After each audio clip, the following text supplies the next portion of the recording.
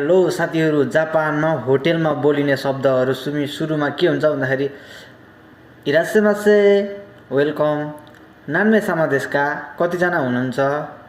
अब उसले भन्छ एकजना दुईजना हुन्छ, अनि तपाईँहरूले के भन्नु पऱ्यो भने ओसुकिना ओसेकी दोजो भन्नु पऱ्यो। तपाईँलाई मनपर्ने टेबलमा कुर्सीमा बस्नु होला, जता बस्न पनि सक्नुहुन्छ भन्ने कुरा तपाईँले गर्नु पऱ्यो। त्यसपछि तपाईँले पानी लगेर दिनुहुन्छ र त्यसपछि तपाईँले अनि उसले के भन्छ ओचिमन इ देश का भनेर सोध्छ उताबाट, अथवा तपाईँले यस्तो भन्नु पऱ्यो गोचुमन वा ओकिमरी देश का भनेर सोध्नु पऱ्यो। अनि तपाईँले अर्डर लिनुपर्छ है। र अर्डर लिइसकेपछि उसले चाहिँ के भन्छ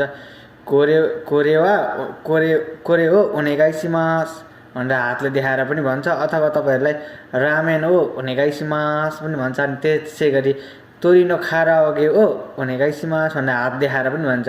गोरुगन्जरा हो ओनेगाइसिमास, बेकोन किनको ओनेगाइसिमास, पिज्जा ओनेगाइसिमास, मुजुको पिज्जा ओनेगाइसिमास, यसरी भन्छ तपाईँले ठिकै। अनि तपाईँहरूले चाहिँ टिप्नु, अनि फेरि तपाईँले एकचोटि फेरि तपाईँले खाएको गर्नु अथवा सोध्नु क्या, फेरि ठिक छ कि छैन भनेर सोध्न पनि पाउनुहुन्छ। अनि सोधिसकेपछि अनि अब सोसो मात्रै कुदासाई भनेर जानु होला, अनि एकछिन पर्खिनुहोस् भनेर अनि तपाईँ जानु होला।